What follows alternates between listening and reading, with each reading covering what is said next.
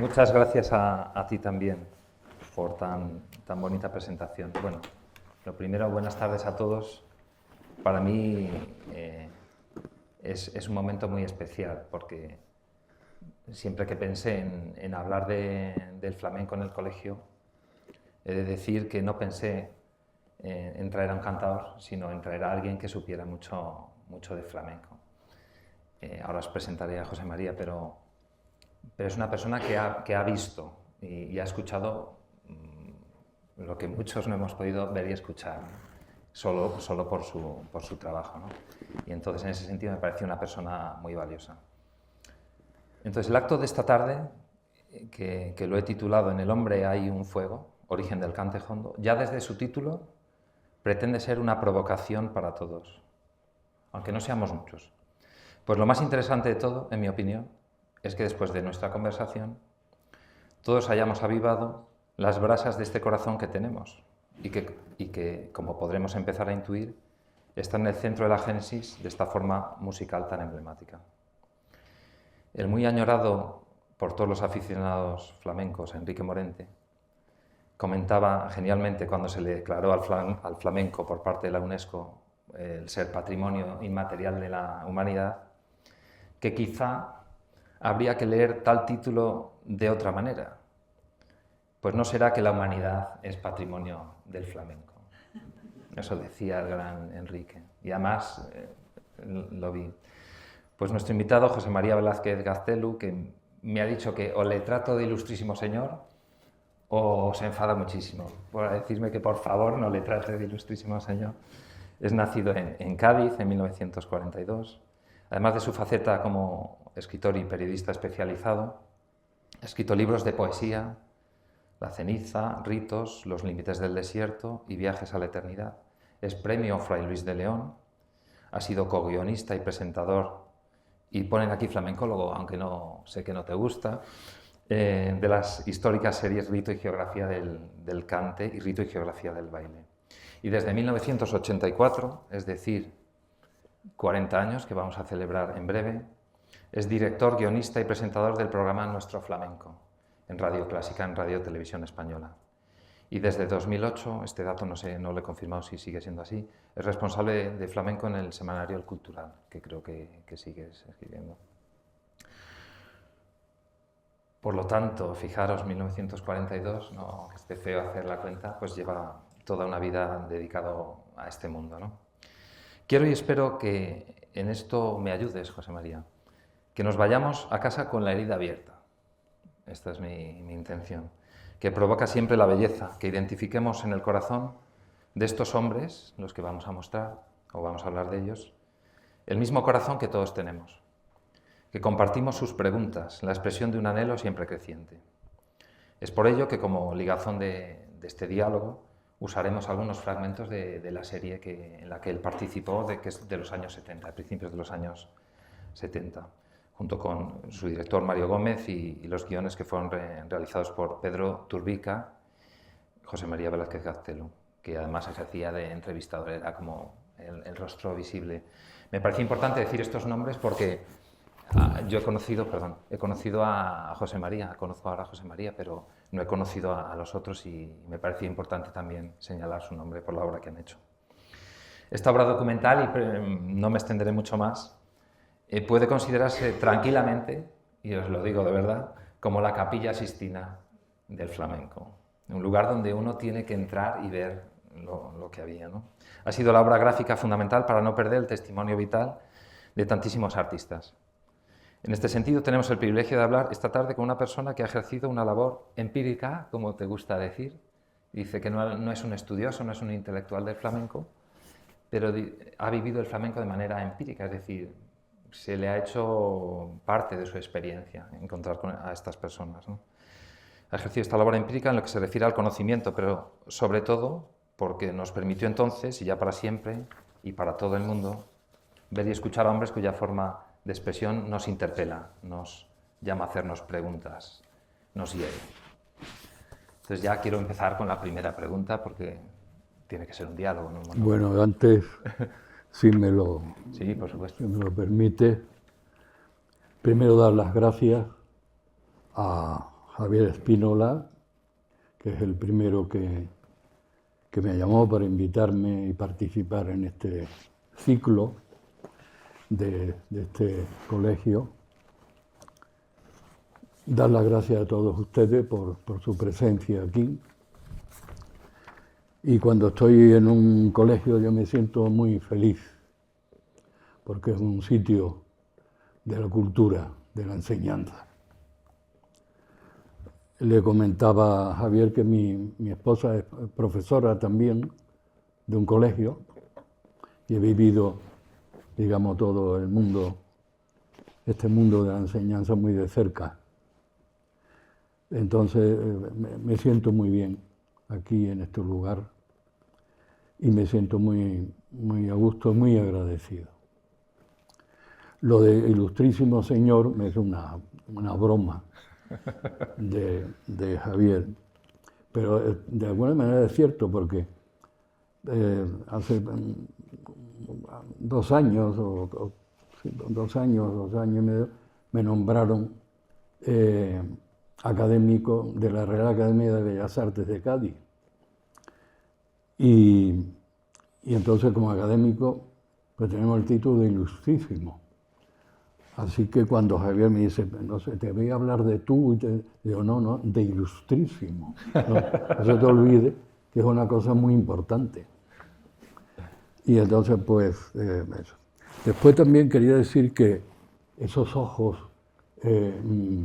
draculinos que aparecen ahí no son los míos. Entonces, cuando Javier me mandó eso, que lo he puesto en mi Facebook, los que me escriben en Facebook me dicen, qué raro estás en esa foto. Digo, si no soy yo, eso lo ha puesto Javier Espínola, habla con él, a ver por qué pone eso. En fin, bueno, pues hazme una pregunta. Yo sí quiero decir, yo me siento, y realmente no es que me sienta, es que esa es la realidad, que ya Javier lo ha apuntado. Vamos, yo no me siento flamencólogo, en el sentido que no, yo no soy un crítico de flamenco, ni soy un teórico del flamenco. Yo soy una persona, yo soy un poeta que ha vivido el flamenco desde que nací, prácticamente. Es mi música y mi cultura. Y entonces, flamencólico, que decía Enrique Morente, ¿no? Para darle así un aspecto un poco de guasa. Pero sí, he vivido efectivamente el flamenco y para mí forma parte de mi vida, de mi forma de vida, el flamenco y la poesía. Yo veo el flamenco a través de la poesía y veo la poesía a través del flamenco. Y si he aprendido algo en esta vida, ha sido también a través del flamenco, del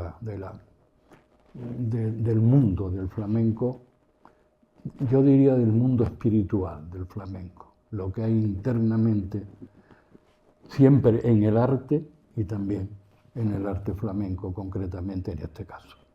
Bueno, ya no hablo más para que me haga la pregunta, Javier. Vamos con la primera. Venga. Yo creo que hay que empezar por el principio. Tenemos un auditorio que posiblemente conozca el flamenco por los medios, porque han escuchado algo en la radio, porque han ido a un espectáculo, por ejemplo, de Sara Varas o de algún bailador o algo así. Pero poca gente sabe el origen del flamenco, del cantejón. ¿En qué contexto surge esta expresión musical? Más o menos en qué época. Aunque está desdibujado, pero si nos puedes ilustrar en este sentido. Bueno, bajo mi punto de vista, según mi experiencia, según también mis investigaciones, mis estudios, mi charla sobre todo con viejos artistas flamencos de muy anteriores generaciones. Bajo mi punto de vista, yo creo, no se puede estar equivocado, por Andalucía y sobre todo por la Baja Andalucía, desde tiempo inmemorial han pasado infinidad de culturas. desde los míticos tartesos hasta los norteamericanos de la base de Rota y de Morón, ¿no?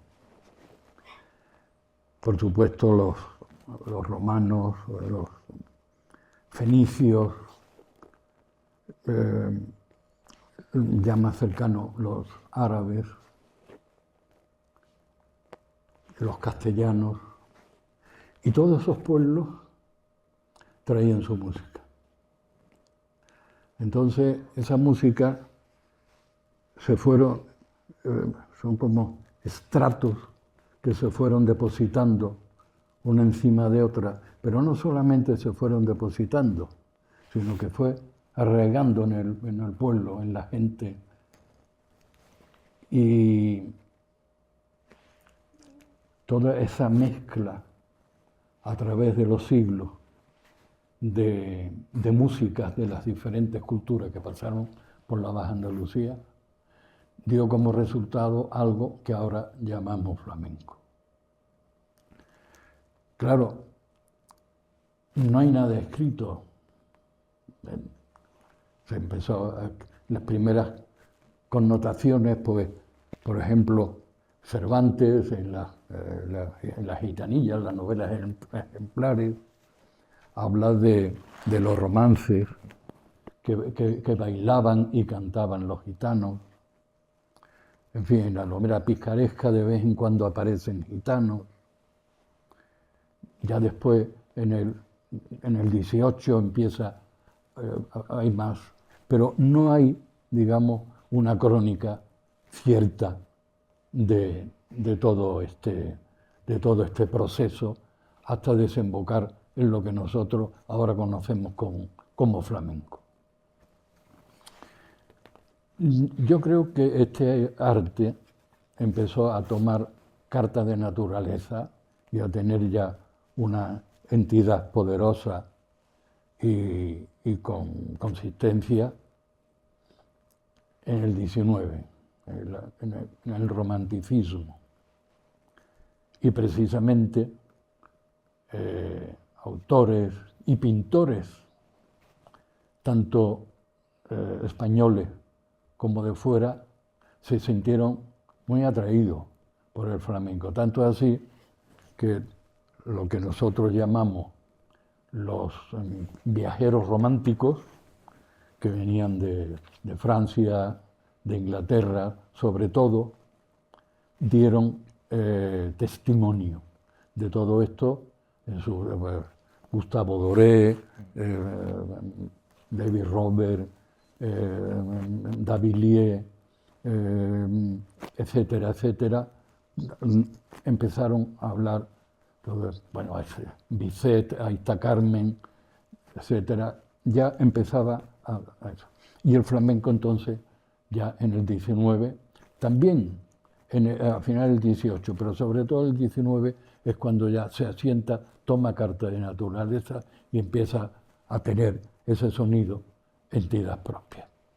Esa es mi opinión y según mis estudios, según mis investigaciones y según mis charlas con otros maestros, a la conclusión que yo he podido llegar. Muy bien. Yo he hecho un experimento que te he contado un poquito en el coche, y es que ahora en los tiempos, a ver dónde están, en los tiempos que corren, he utilizado inteligencia artificial. Entonces, cogí una foto de una gitana, María la Sabina, como te comentaba antes, y le dije a ChatGPT, hazme con esta foto una pintura negra de Goya. Y entonces ChatGPT me ha devuelto varias ilustraciones, que luego yo he manipulado, porque la inteligencia artificial es una castaña. Y he creado un cuadro como de una pintura negra. Las pinturas negras o de la Quinta del Sordo son de 1820 a 1823, si no me confundo. Entonces, ¿qué quiero hacer con este experimento psicológico?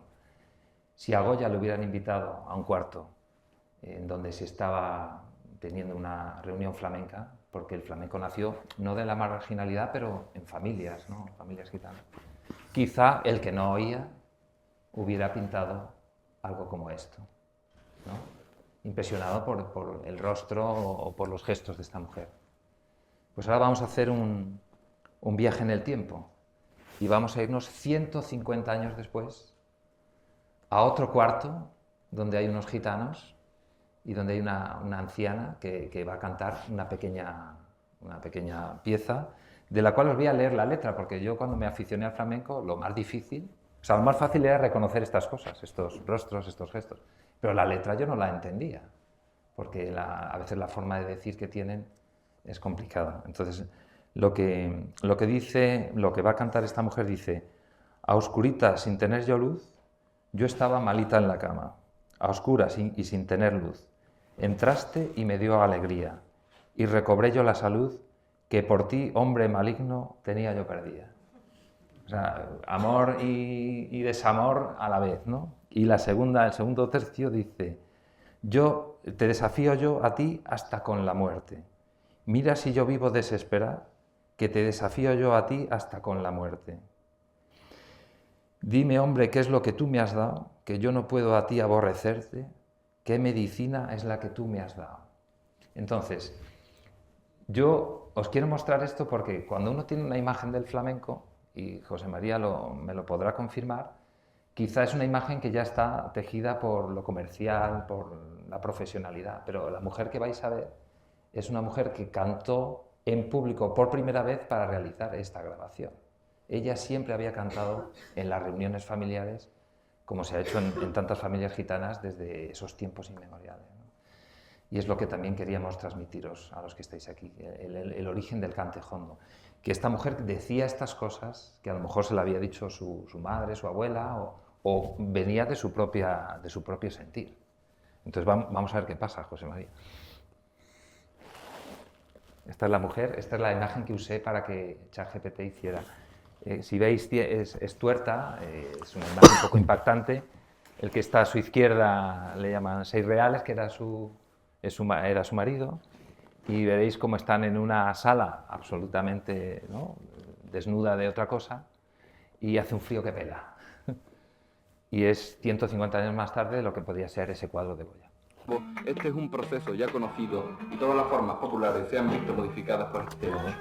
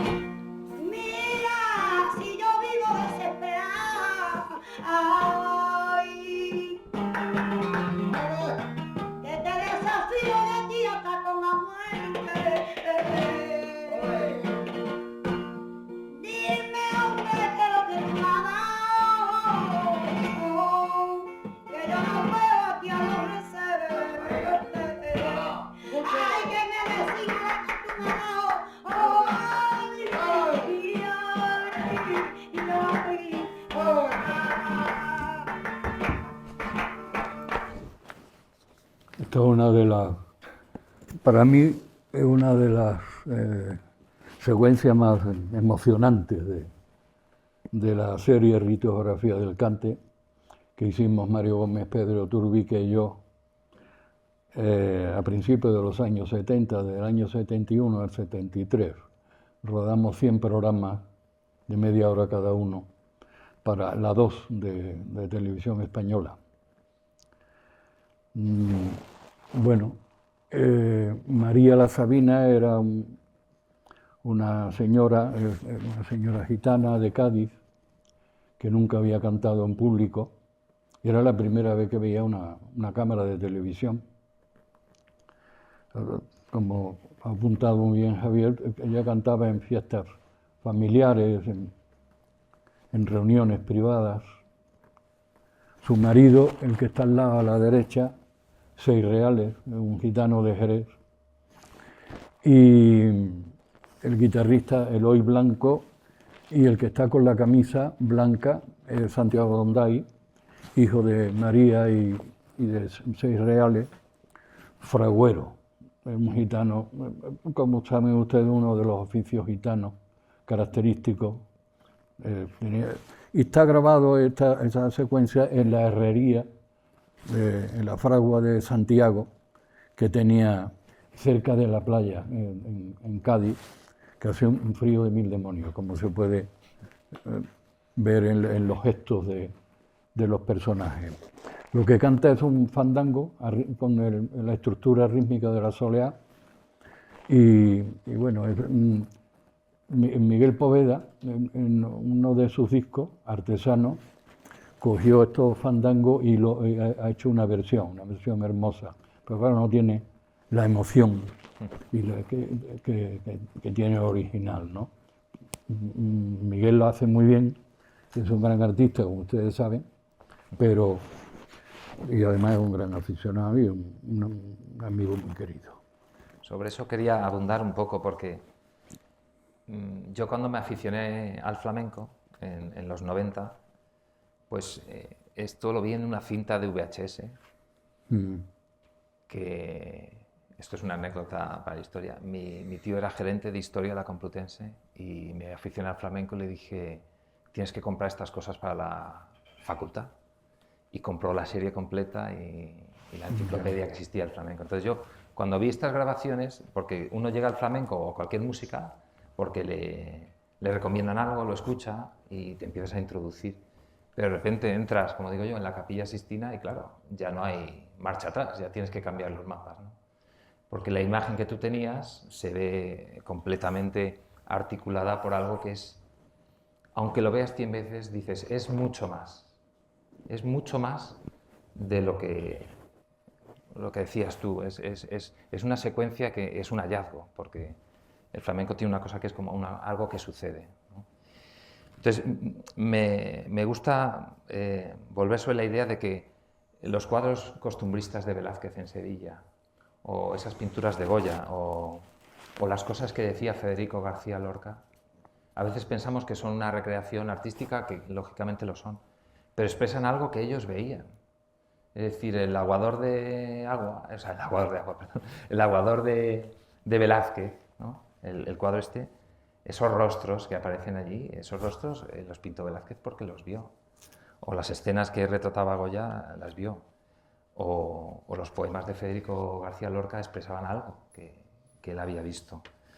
Entonces yo te quería preguntar cómo es este hombre o esta mujer que tú encontrabas en los años 70 todavía, y que la pureza en el flamenco es una palabra controvertida, pero que estaban todavía sin contaminar. No querían ser famosos, no querían ganar dinero, quizá por salir adelante, pero ellos lo expresaban como una forma de vida. Entonces, ¿qué viste tú en estas personas que ya no están, que ya no existen? Sí. Bueno, realmente la profesionalidad en el flamenco, primeramente el flamenco no era una profesión. Empezó a salir, digamos, de las casas, de los ambientes familiares, íntimos, de los patios de vecinos, de los barrios, de alguna manera, barrios marginales, de esos barrios gitanos como el barrio de Santiago de Jerez, el barrio de San Miguel o el barrio de Triana en Sevilla, o el barrio de Santa María en Cádiz. Ahí se fraguó ahí se fraguó.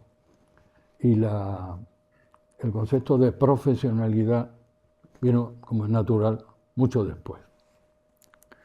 Pero todavía, a principios de los años 70, había ciertos casos de artistas no profesionales, como es el caso de María Sabina, que solamente cantaban, como digo, en fiestas familiares. Pero nosotros, una de las cosas que queríamos mostrar en Rito y Geografía del Cante, que así se llama esta serie, no solamente las grandes figuras de entonces, o lo que ahora podríamos llamar las vanguardias, que también están naturalmente en Rito, como era Enrique Morente, Juan L. Brijano, José Meneses, Paco de Lucía, Manolo Sanlúcar, etc. Sino también esa, como yo digo, esa Andalucía escondida, ¿no? Esa Andalucía que no se veía, pues ese flamenco escondido, ese flamenco que no se veía, pero que existía efectivamente.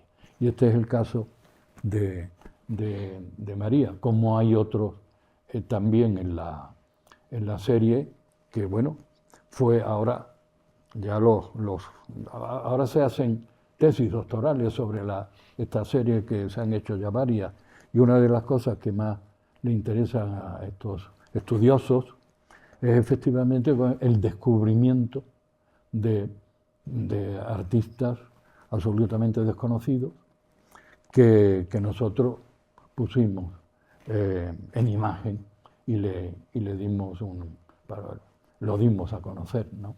Y efectivamente uno de estos es María. Esto es, ver a María Sabina para mí fue como un descubrimiento excepcional. Por eso mereces todo lo que podamos agradecerte y demás, porque ahora voy a mostrar otro hallazgo, que es este señor, le llaman el tío Chozas. En el flamenco, cuando uno adquiere cierta edad y cierta autoridad, en el sentido de la palabra autoridad, que es el que te hace crecer, ¿no? El que te enseña autoritas, ¿no? Pues este señor, además entre el público hay muchos que habéis leído a Leopardi alguna vez, os han hablado de Leopardi, pues este señor trabajaba en el campo, como el pastor errante de Asia, ¿no? Y también se preguntaba por la noche a qué tantas estrellas, o se lo preguntaba de otra manera, pero ahora vamos a ver un pequeño fragmento donde sale. Entonces se suele asociar la creación artística en casi todos los ámbitos a un aspecto al que solo acceden ciertas personas con una estatura intelectual, una gran cultura, una sensibilidad muy educada y refinada, tanto para crear como para producir la propia obra. Y decía Lorca en una entrevista que le hicieron: toda mi infancia es pueblo, pastores, campos, cielo, soledad, sencillez en suma. Yo me sorprendo mucho cuando creen que esas cosas que hay en mis obras son atrevimientos míos, audacias de poeta. No, son detalles auténticos, que a mucha gente le parecen raros, porque es raro también acercarse a la vida con esa actitud tan simple y tan poco practicada, ver y oír. Una cosa tan fácil, ¿eh? Eso decía Lorca en 1935. Entonces lo que vamos a ver ahora es una breve secuencia de un personaje bastante particular, el tío Chozas. Y es interesante descubrir, a través de la breve entrevista, en la que sales ya unos cuantos años menos, ¿verdad?, un acento singular, cierto rasgo de genialidad creativa. Luego será conmovedor el escenario donde lo vemos cantar. Se repetirá de otra manera el escenario anterior, un escenario casi minimalista. Creo que son unas bodegas de Jerez, ahora lo veremos. Creo que son de Domecq o... No, esta es un... Estaba con agujetas, sí. Este es unos antiguos tabancos. Unos tabancos. Tabancos eran como tabernones grandes. Lugar de reunión. Y lo vamos a ver rodeado de artistas que han sido verdaderos gigantes en este arte. Nos lo vamos a ver y parece que son, pues eso, gitanos amigos suyos, pero que han sido realmente gigantes. Comparten ese escenario muy simple y desnudo. Todo lo que tiene que pasar sucede en sus gargantas, en sus manos, en sus miradas. Se celebran mutuamente. Ahora, pues claro, los chavales nuevos no conocían a Arsoza. El Soza trabajaba conmigo. Cuando yo era un chiquillo, ya el Soza era un hombre Bueno, el Choza todavía sigue trabajando en el campo. Sí, todavía, bueno, pues el Choza cuando yo tenía 16, 17 años estaba en el campo conmigo y cantaba y no se podía aguantar de cómo cantaba, mejor que ahora incluso, cantaba mejor que ahora. Lo primero que estaba más centrado en los cantes, la voz, tenía una voz, y él cantaba con nosotros sin guitarra ni nada, sin las palmas y ya está. Choza, ¿y esos cantes que usted hace, de dónde los aprendió? ¿O cómo lo Pues aprendió? mire usted, esos cantes, mi padre ha encargado en la casa Borja, y yo fui grande el mayor. Y claro, como fui la casa, no la ha operado, sino don Fermín, pues el Choza se va a ir con las ovejas de noche. Pues el Choza se va a ir al torno, con las vacas, las novillas. Y yo solo, por las madrugadas, para que el sueño no me rindieran, estudiaba yo a la verlume de las estrellas los cantes, y me salían bien. De noche traer ganado por la madrugada, estudiaba yo mis cantes, mis planes, y por la mañana cogía yo por los cerrados aquellos, cantando con mis perros, hasta que venía el pastor y yo ya veía entonces para la casa. ¿Y las letras son suyas todas? Todas mías, esas dos mías todas. Las estudiaba yo por tal de no quedarme dormido. ¿Y esa soleá que usted nos hizo? Esa soleá la aprendí yo en esto. De noche en el Pozo de la Ventilla, será yo y recogía los toros bravos, por la mañana. Los jugadores canteros ganarían antes de ahora. Y yo me tocaba desearle comer, y un perigo de la muerte. Y yo recogía los bichos y me entonaba detrás de ellos hasta que los ponía en su sitio. Mira, pues ya que esta gente no se van hasta que yo no le dé agua, llenaba el pilar. Y entonces yo solo estudiaba la soleá, ese cante por soleá que digo yo: si a ti te duelen tus carnes, a mí me duelen las mías. Si a ti te quiere tu madre, más me quiere a mí la mía. Y tú comprenderás que así no se puede vivir. A pregunta y a respuesta no se puede vivir. Eso es vivir rabiando. Yo voy a tener que olvidarte por mal pago que estás dando. Ese cante es mío por soleá, que lo meto yo por soleá, entre todos los cantadores, con Barcena, con Vallejo, con todo. Lo meto yo por soleá, que es mío.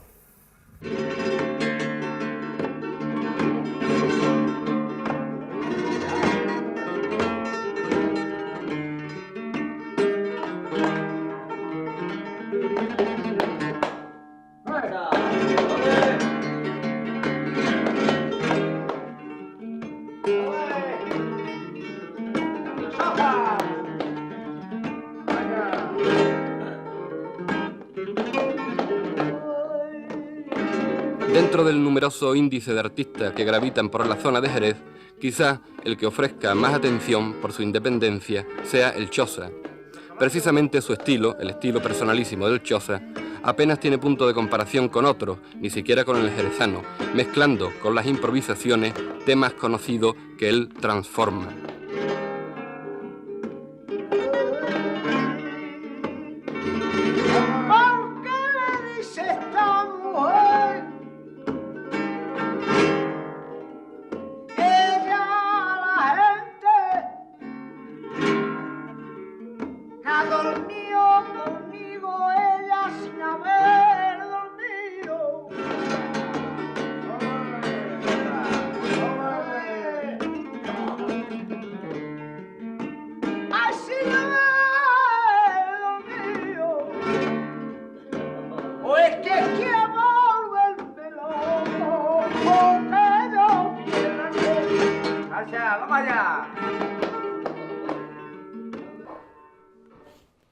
Lo corto porque si no nos quedamos aquí Sí, solo escuchándole a él. Tío José Vargas y Vargas. El Choza es un personaje verdaderamente curioso que se sale un poco del prototipo de artista flamenco, ¿no?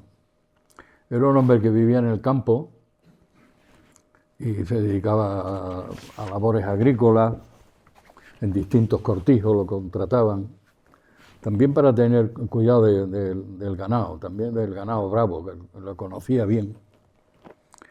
Y era un hombre muy querido, pero ya digo, un poco fuera, tanto musicalmente, su estilo, como personalmente, estamos un poco fuera de lo que era un artista flamenco de entonces, ¿no?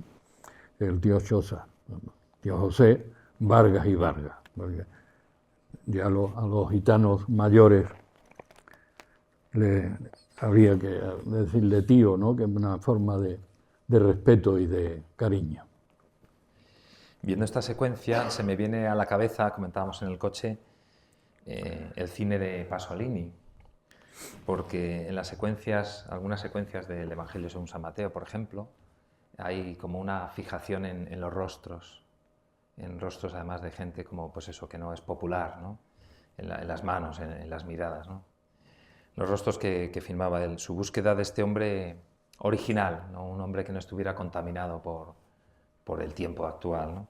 Un hombre frente al misterio que supone vivir y morir. ¿Esto lo has visto tú en estas personas, esta forma de estar en el mundo? Hay una frase de un bailaor, Israel Galván,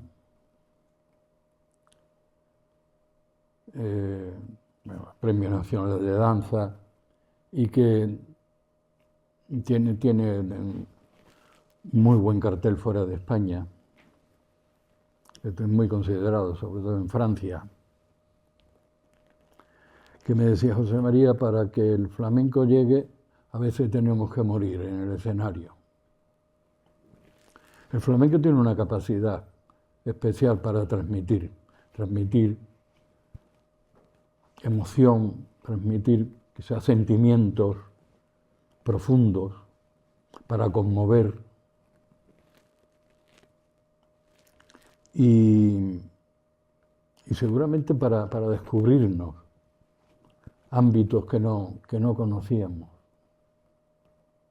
Eso es para mí una de las características que tiene el flamenco. Pero claro, para que el flamenco llegue, el artista también tiene que tener una actitud muy especial. A veces no se da ni cuenta, porque actúa como un medium. Él transmite una energía que recibe, pero a veces no es consciente de eso. Por eso a veces se le mira a los ojos y tiene la mirada perdida, o incluso canta con los ojos cerrados. Y siempre se está entregando, siempre se está volcando para que llegue. Es una actitud que posiblemente no se dé en otras digamos, formas interpretativas de otras manifestaciones artísticas, en el cante me refiero, o en el canto. Pero sí, eso. No sé si responde a la pregunta que me has hecho.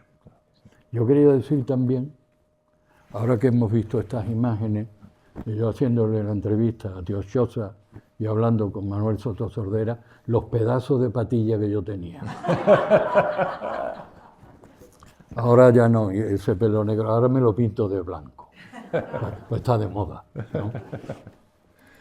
Bien, creo que a estas alturas de nuestra conversación, perdona que lo lea, pero es que no tengo muchas tablas en esto, hemos podido provocar en nuestro auditorio la impresión de que este arte en realidad no es en la imagen de espectáculo musical que podemos tener en la cabeza, sino una especie de ritual humano que tiene una categoría de acontecimiento, es decir, de algo que sucede, que podría no suceder y sucede. En este sentido, en la interpretación del cante hondo, como se llamaba originalmente, se habla de pellizco, de duende, etc. Pues si bien las letras no se improvisan, que es un lugar común, ¿no? En el flamenco se improvisa en el sentido de que tú creas la letra que quieres, pero tú te la tienes que saber, o sea, uno no tiene esa capacidad creativa en el momento, a veces haces pequeños giros en la letra, pero nunca se improvisa, ¿no? Estas letras suelen ser conocidas por los buenos aficionados. Ya conoces lo que va a cantar muchas veces el cantaor, pero en cada nueva interpretación, y esto los que conocen el flamenco lo saben, esperas que suceda algo nuevo. Es decir, cuando canten la sigrilla de Manuel Torre, que es uno de los gigantes del flamenco, tú esperas que suceda algo, aunque sabes la letra, ¿no? Cuando yo voy a un concierto de una música pop, quieres que lo interprete bien, que suene bien, pero en el flamenco, como en la tauromaquia también, esperas que suceda algo.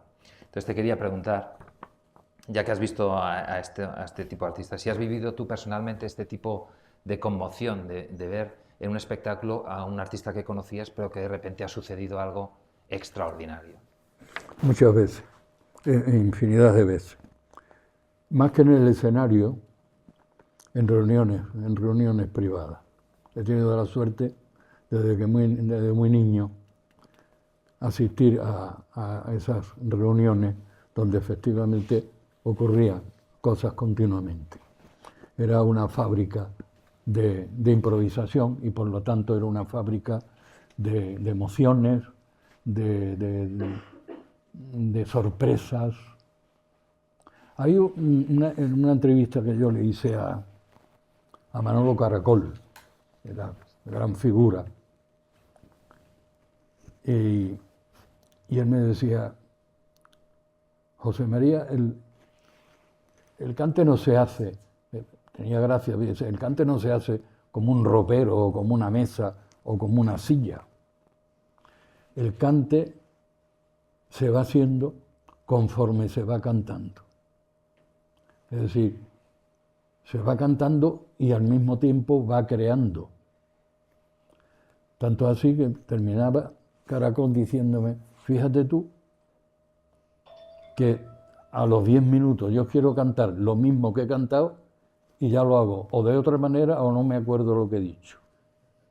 Por eso el cante, claro, Manolo Caracol seguía al pie de la letra de lo que hablaba siempre Federico García Lorca, el duende. Bueno, el duende es la capacidad de transmisión que tiene el flamenco para hacernos llegar una emoción profunda. Y Manolo Caracol, él perseguía ese duende, pero para perseguirlo no quería ser un cante que cuadriculado que estuviera ya, sino ir haciéndolo e improvisando, que era la manera sorpresiva, ¿no? Y esa, digamos, filosofía o actitud artística que tenía Caracol, yo creo que ahí es donde se produce verdaderamente esto. Y sí, he vivido momentos magníficos de improvisación, también en escenario, pero claro, cuando un artista se sube a un escenario ya tiene más o menos el repertorio preparado y con su guitarrista y con los músicos que van a estar con él, ya, claro, un escenario es distinto a las reuniones privadas donde se puede ocurrir mucho más cosas que en un escenario. Ahora vamos a ver, este es un regalo que me hago yo porque es mi favorito. Vamos a ver una secuencia de un cantador fundamental que falleció recientemente, hace pocos años. Puede considerarse como un testimonio casi contemporáneo de este tipo de cantador ancestral y que ha llegado hasta bien entrado el siglo XXI sin apenas contaminarse con su tiempo. No, era analfabeto, no tenía carnet de conducir y conducía. Yo tampoco tengo carnet de conducir, ¿eh? No tenía papeles y fue a Estados Unidos a vivir. No tenía papeles de partida de nacimiento, o sea, pero en Rota lo arreglaron y se fue a vivir y estuvo viviendo allí. Y bueno, es un personaje extraordinario. Se trata de un hombre, analfabeto, que deja su profesión de herrero, por esa época más o menos, por los 70, para dedicarse al cante profesionalmente. Pero que en sus modos y maneras, veréis, expresa la manifestación del hombre que solo sabe ser, y en su cante en ocasiones es como si nos llevara a un sitio que a todos nos es familiar y sin embargo inefable. Aquí es donde veo en estos fragmentos eso que decía de Pasolini, ¿no? El fijarse en el rostro, ¿no? Esta imagen que he cogido como una instantánea, ¿no? Unas miradas que no se pueden ensayar.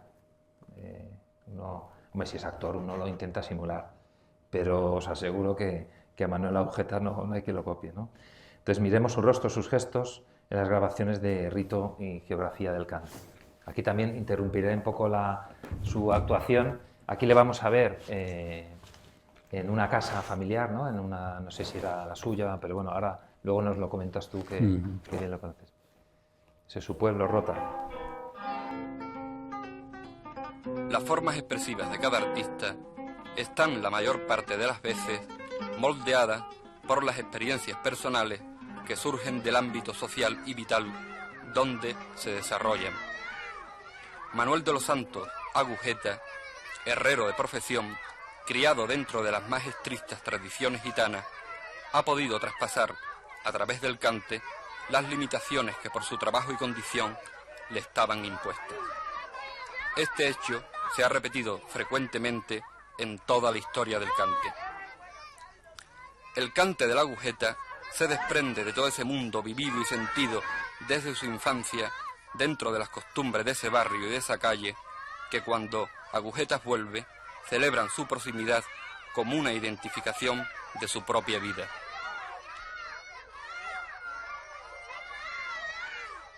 Me llamo Manuel de los Santos Pastor de la Agujeta. Y me hice la agujeta de mote porque mi padre trabajaba en el ferrocarril. Era el que cambiaba las agujas, pues le pusieron aguja a agujeta. Y ese era el mote que yo llevo de agujeta. Manuel, ¿a ti no te ha dado nunca por ponerle ningún cargo? No, yo a los cargos no la pongo nunca agujeta. Sería bastante. Yo le puse a uno cara sucia y me lo quitaron todo. Seminaba los sábados y me iba en busca de mi compadre a la Daisy, que eso no se cerraban toda la noche. Y allí empezaba yo con mis amigos a gastarme lo que tuviera. Vamos, yo tenía 2 gordos, la gastaba, si no, pues no gastaba nada. Y ahí me le iba a cantar para mis amigos. Y de ahí fue donde salí para adelante. Pues cuando lo escuché a mi padre, ya se volvió loco. Se peleaba con todo el mundo. Se peleó hasta conmigo, porque yo decía, papá, a mí no me gusta agujeta, lo primero. Lo que yo le cantaba una vez, de estas veces que no, que le coge más. De la fragua se metió a los borricos. Y me formé una pelea, pero como un día en la feria fui, estábamos, ¿te acuerdas, Manuel? Estábamos en la feria, en una caseta, en la caseta de Sotesco. Venga, sacó la guitarra. Esto es una feria, para que tú veas lo que es el duende y es la cosa del cante, no tan rara. Una feria, donde no se puede cantar nadie. Te fui y le dije a mi padre, digo, lleva tu razón, Agujeta sabe cantar muy bien. Vamos a ver, ¿tú qué opinas de mí? Yo vivo como los gallegos, como los gitanos. Tú vives como los janoteros. Que son más gitanos todavía. Vivo todavía más gitano, ¿verdad? Que se creen ellos que saben más. Bien. No, son más gitanos. ¿Y tú qué opinas? Que yo soy más gitano que eso. Pero más gitano que yo no. Pues tú eres más gitano que la torre de un cocino, que ya nacía. Para ser gitano hay que tener 14 kilos. Los gallegos son los pasos. Dicen los pasos que son. Bueno, ¿cómo son los gallegos? Los gallegos son colorados y pero, ¿los gallegos son buenos o malos?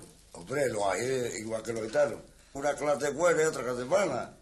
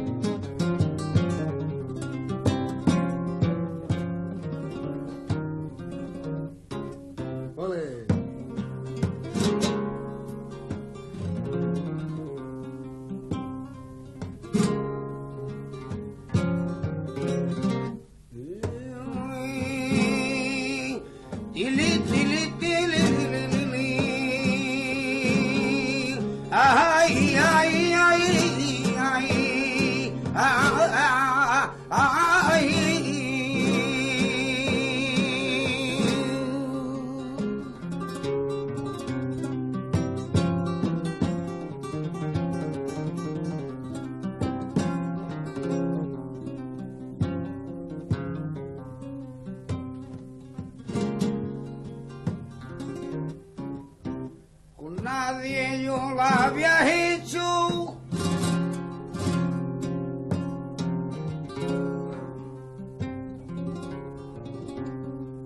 Lo que yo hago contigo, esto no lo había hecho con nadie.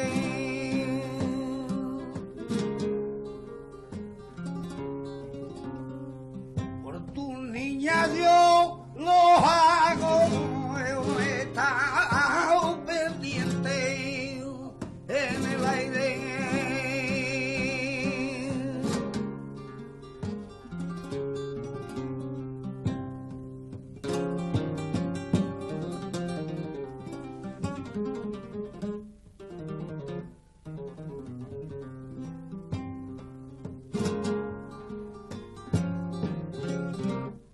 la fe mía del bautismo, la empeña por tu querer.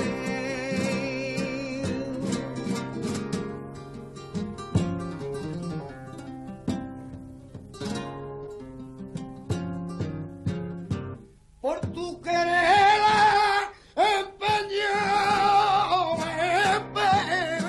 por tu querer. Ahora te vas y me abandonado, yo te cautivé un deber. Bueno, esta secuencia fue rodada en Rota, en la provincia de Cádiz, en el pueblo de Rota, en la casa de una hermana de Manuel Agujeta. Está Manuel Agujeta, que es el que canta, a su lado está su padre, Agujeta el Viejo, y la guitarra es de Parrilla de Jerez, una familia de músicos gitanos estupenda de Jerez. Bueno, esto es lo que está enseñando Javier, unas formas, unas imágenes de flamenco, pero el flamenco es muy amplio. Tiene no solamente Tío Chosa y Manuel Agujeta y María Sabina, sino tiene que el flamenco es amplísimo. Una de las características del flamenco es su diversidad musical, diversidad expresiva, diversidad interpretativa, también las distintas voces, los distintos criterios. El flamenco es en una entrevista de las entrevistas que le hice a Paco, de Lucía, que como saben ustedes, Paco viajaba muchísimo, estaba más tiempo en un avión y en hoteles de ciudades lejanas que en su casa. Y me decía, tenemos que tener en cuenta, José María, que el flamenco es de las 3 o 4 músicas del mundo más importantes. Y él las conocía todo, porque país donde iba, país que se acercaba a la música de ese país y quería conocer a los músicos de allí y establecer con ellos contacto. Era un hombre musicalmente muy culto en ese sentido. Pero él decía, el flamenco es de las 3 o 4 músicas más importantes del mundo. No nos damos cuenta de eso. Y me decía Paco, también por su diversidad, la riqueza que tiene el flamenco, musical, expresiva, interpretativa, y efectivamente es así. Esto es muestra quizá de un tipo de flamenco, pero es mucho más amplio, mucho más rico, y tiene otras muchas formas, ¿no? Otras flexiones, ¿no? Porque a veces es... Claro que sí. Cuando aparece el baile, cuando aparece la gracia, ¿no?, en el cante. Yo quería mostrar especialmente ese factor como más primitivo, más de esa pureza expresiva, ¿no? Sí. En un fragmento de tu libro más reciente, o el que creo que es más reciente, porque ahora estás haciendo una poesía que habla, se llama De la noche a la mañana, medio siglo en la voz de los flamencos, recoge pues multitud de entrevistas o artículos que ha escrito en los últimos 40 años en su programa o en otros artículos, en otros lugares. Él se recopila esos artículos y has hablado de una obra del poeta Luis Rosales que va sobre, que explica un poco el cante jondo y has escrito un párrafo que me parece que podíamos rescatar porque expresa una idea de lo que es un poco el flamenco y que podría servir un poco de síntesis de lo que quería proponer. Entonces habla de un libro que se llama Esa angustia llamada Andalucía y citando la obra dice, a partir de aquí es donde esa angustia llamada Andalucía adquiere su verdadera dimensión, cuando al dejar de lado el terreno de las elucubraciones intelectuales se adentra en el difícil ámbito de la indagación interna. El flamenco como elemento vital, el flamenco expuesto y reflejado en el sentimiento propio, al describir lo que ocurre en un cuarto cerrado donde se está produciendo el nacimiento de la situación flamenca. Disecciona el aire que se respira y hace un análisis de lo impalpable, de lo que no se ve, pero está, de lo que no se oye, pero se aprecia con más intensidad. Se puede narrar unos hechos determinándolos, concretándolos en su estructura aparente, pero al poner en funcionamiento otras áreas de observación u otros factores relacionados con la medida de un nivel distinto a los de los mecanismos de la inercia, se patentiza la verdadera naturaleza de las cosas. Y en ese marco, Luis Rosales descubre e ilumina todo un contexto que es evidentísimo, una vez que se ha producido el hallazgo. Es como quien hace notar el susurro del aire, el paso de una sombra, el ritmo de una mirada. Qué bello, ¿no? Sí, es un texto que yo escribí conforme le hacía esa entrevista a Luis Rosales, ustedes saben, el poeta granadino, premio Cervantes, perteneció a la Real Academia Española, un verdadero maestro en la literatura y en la vida, y un gran poeta. Y Luis Rosales era muy cercano también al flamenco. Y escribió un libro, su último libro, que se llama Esa angustia llamada Andalucía, sobre flamenco. Y con ese motivo, con la publicación del libro, yo le hice una entrevista larga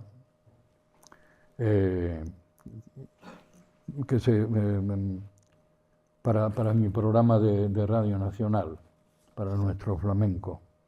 Una entrevista que después transcribí y se publicó en Cuaderno Hispanoamericano, que era una revista que existía entonces, estupenda.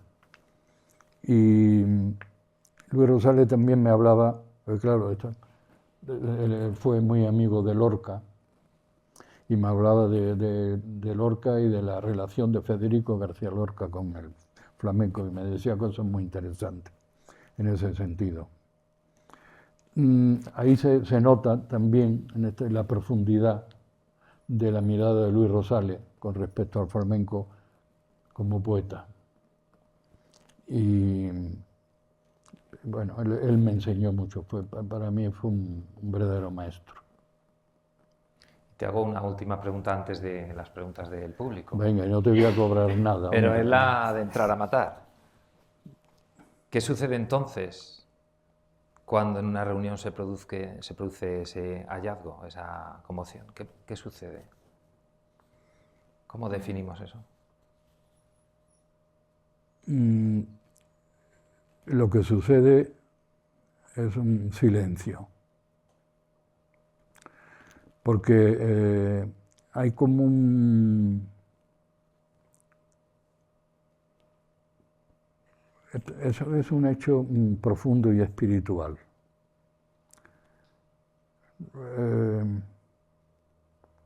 Cuando ocurre eso, que no tiene nombre,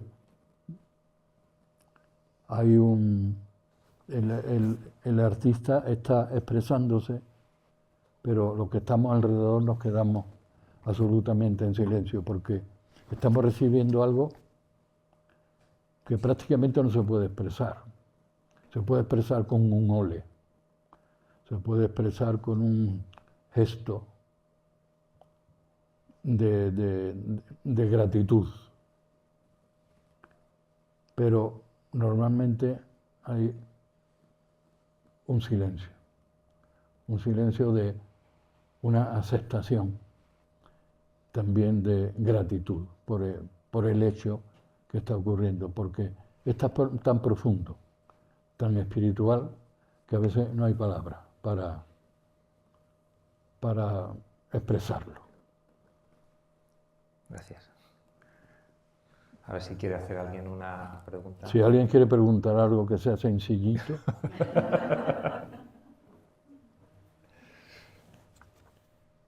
Ahí se mueve. Venga, que se anime alguien. Y ahí se ha animado, hay una mano. Jaime.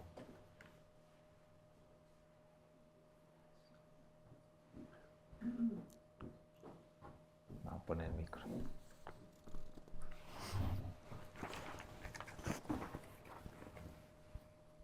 Sí. Bueno, muchas gracias José María y Javier por esto que habéis contado. Yo soy jerezano, nací en Jerez y me vine a Madrid a los 6 años, bueno, Semana Santa, Navidad, he vivido ese Jerez y tengo experiencia algo de lo que contabas tú.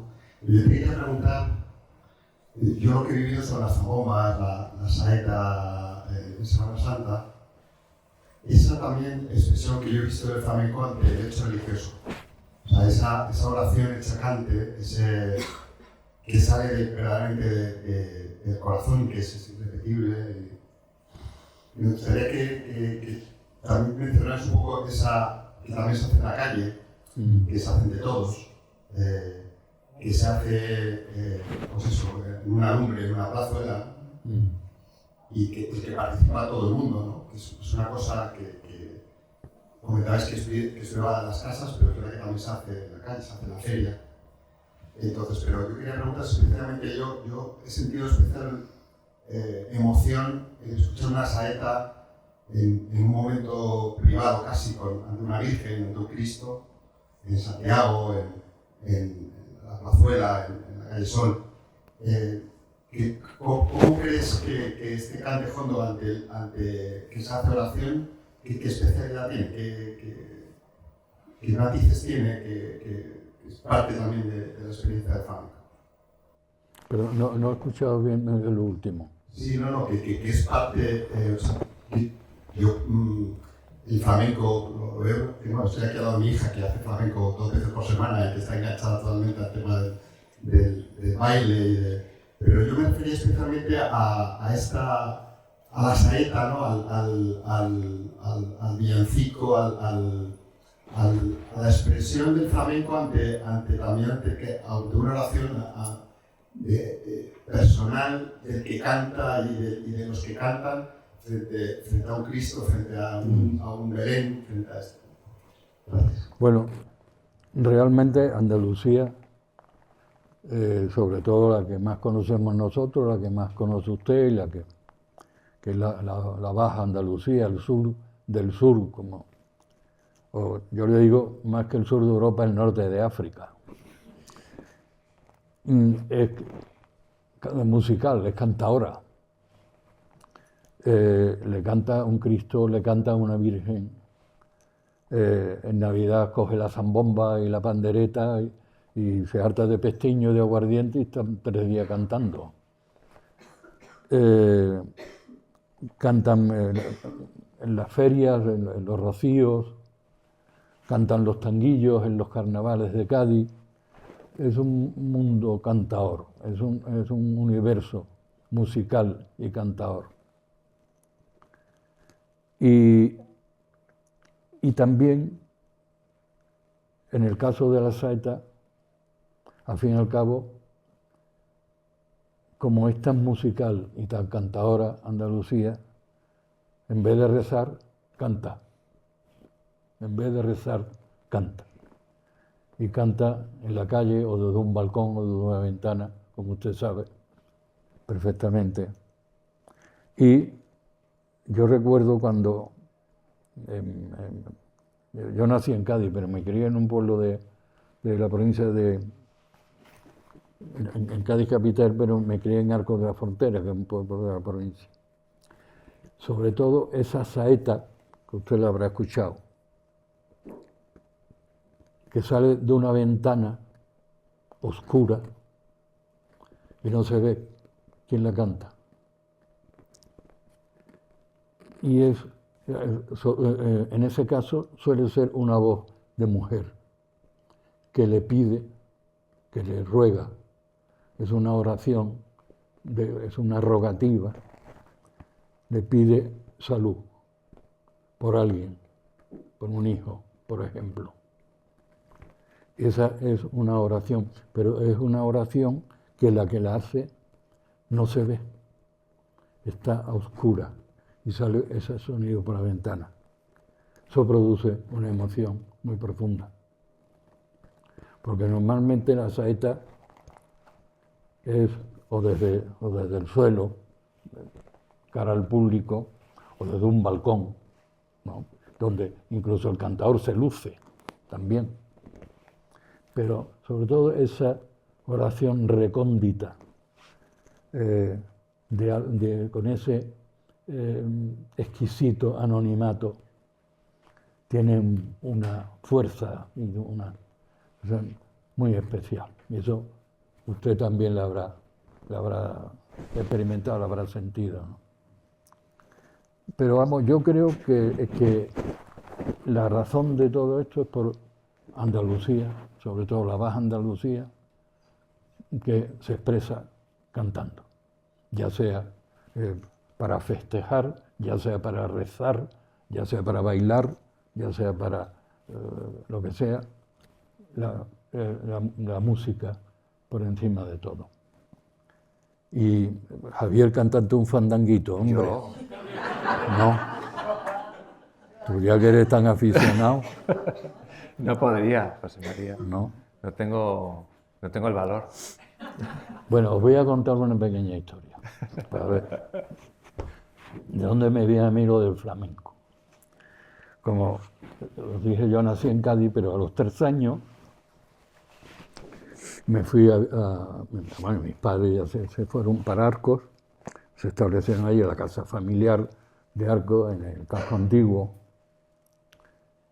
Y resulta que mi casa, una casa muy grande, daba con la casa, está pared con pared con la cárcel.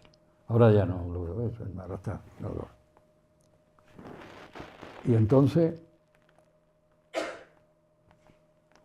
los presos cantaban, ya que este amigo me lo ha recordado, cantaban saeta, día y noche.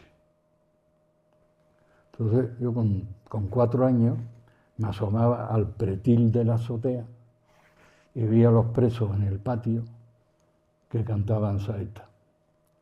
Pero cuando ya estaba en la casa, esa saeta, como continuamente cantaban día y noche, se colaba por las ventanas, por las galerías, por los patios de casa, y era una música continua.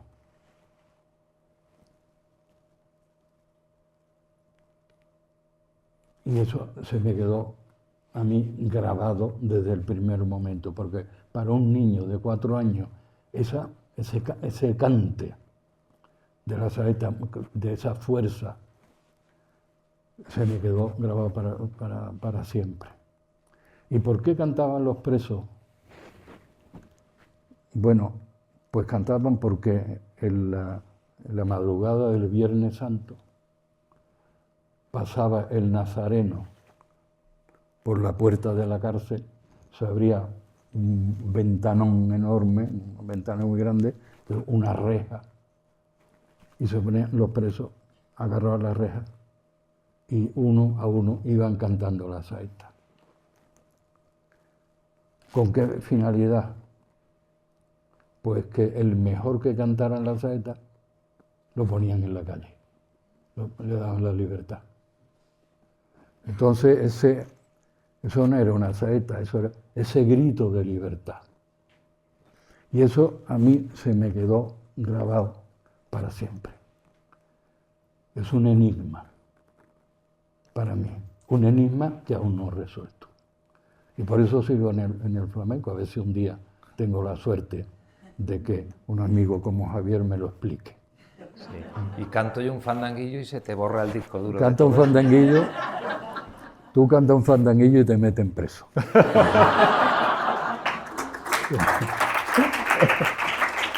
Bueno, pues ese fue mi principio en el flamenco. Y porque es una cosa muy, muy fuerte para un niño y se me ha quedado muy, muy dentro de mí. No sé si queda tiempo para... ¿Hay otra pregunta?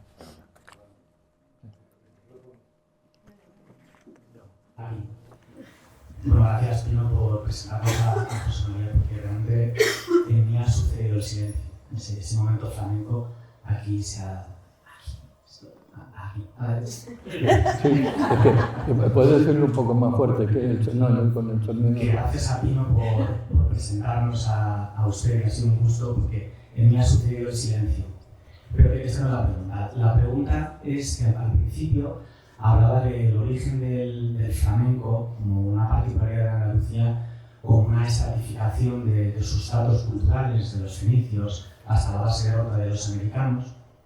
Y quería hacer una pregunta que es cómo se vive artísticamente desde el flamenco la tensión entre tradición e innovación. O sea, ¿cuál sería el sustrato contemporáneo de nuestra época que de una u otra manera esté decantando sobre esa tradición flamenca para producir algo? O sea, ¿cómo identificamos el sustrato actual sobre el flamenco y cómo vive el flamenco esa tensión entre tradición e innovación? Bueno, el flamenco es un arte, ¿no? Y como todo arte, yo siempre digo que el flamenco es una vieja tradición en continuo proceso evolutivo.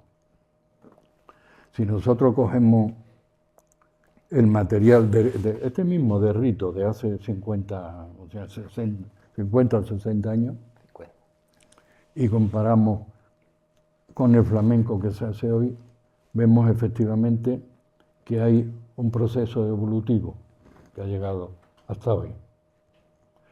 No digamos si cogemos, por ejemplo, toda la discografía en placas de pizarra que se han ido recuperando, o en cilindros de cera que son anteriores, porque los primeros documentos sonoros que tenemos son de finales del 19, en cilindros de cera, después ya vino la placa de pizarra, y se nota efectivamente que ha habido un proceso evolutivo, como en todas las artes, ¿no? Yo le decía, viniendo para acá, hablando con Javier, que, bueno, que si no la pintura no hubiera evolucionado, estaríamos pintando en las paredes de las cavernas, no hubiera habido ni un Rembrandt, ni un Goya, ni un Tapies. Y el flamenco también, el flamenco ha evolucionado. Y bajo mi punto de vista, hoy, por la relación, quizá también, que tienen los artistas flamencos con distintas culturas, con distintas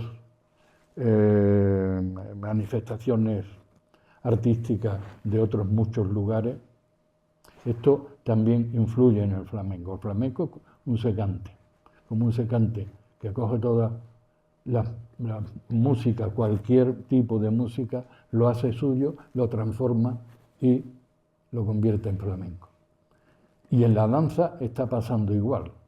Hay una gran influencia de la danza contemporánea o del mundo de la performance en la danza de hoy y en las actitudes de hoy de los artistas. Todo eso enriquece. Lo que pasa es que el flamenco es tan fuerte, tan poderoso, que eso lo transforma, tiene esa capacidad. Yo recuerdo cuando Paco de Lucía, que tuvo una gran, bueno, ustedes lo saben, en Estados Unidos, con grandes músicos como John McLaughlin o como Aldi Meola o como Chick Corea, todos estos grandes músicos de allá, Paco estableció con ellos, hizo disco con ellos, porque yo recuerdo 2 estupendos. Pero yo le oigo tocar a Paco con ellos y no es que ellos influyeran en Paco, que también de alguna manera, pero sobre todo en la influencia de Paco en esos músicos. O sea, la influencia del flamenco en esos grandes músicos de jazz, ¿no? Entonces, toda esta amalgama de sonidos, todo esto, el flamenco lo transforma, lo coge, lo hace suyo. Y por eso hay mucha gente que dice, no, el flamenco ya se acabó, el flamenco ya se acabó. El flamenco tiene mucha fuerza, mucha potencia. Es un arte con una gran energía interior. Y eso es lo que le da entidad y le da fuerza. Por eso yo creo que hoy en día que presenta el flamenco esa gran diversidad y esa gran riqueza de matices, precisamente se debe a ese proceso continuo evolutivo que tenemos hoy. Y ya está, yo creo que ya está, porque yo le decía a Javier, hombre, estamos encantados, pero una cosa es estar encantado y otra cosa es aburrir a los amigos. Pues yo, antes de despedir el acto, tengo últimamente una extraña costumbre y es escribir algo a las personas que quiero. Y te he escrito un... Pero tú, no me, sé si tú, llamarlo... ¿tú me quieres a mí? Hombre. Hay mucha gente delante, ¿eh? Esto se está poniendo fatal. Aquí va a pasar algo. Y te he escrito un... Yo lo llamo poema, pero evidentemente tengo la L de aprendiz, ¿no? Y lo he llamado Me gustaría saber. Dice, me gustaría saber, José María, qué cielos, qué patios, qué noches perfumadas contemplaron tus ojos, qué acento produjo en ti el primer quejío. Me gustaría saber qué fue lo que te hizo tomar tal decisión de ser poeta, de prestar tu persona, todo tu tiempo a la belleza, a los anhelos, a buscar entre los pueblos la verdad del hombre, al que ama la tierra y al que mira el cielo. Tal fue tu apego y empeño que, salvando sacrificios, teniendo carencias y desencuentros, visitabas pueblos, tabernas y cuartos. Descubrías lo que estaba oculto y nos lo regalabas a todos, el rito y la geografía del cante y el baile. El rostro de ese hombre afortunado hallazgo por el que Lorca escribió la teoría y el juego del duende. Muchas gracias, porque ahora sus rostros y sus voces, para siempre rescatados, nos hieren y nos permiten recordar a todos que dentro de cada hombre hay un fuego. Bueno.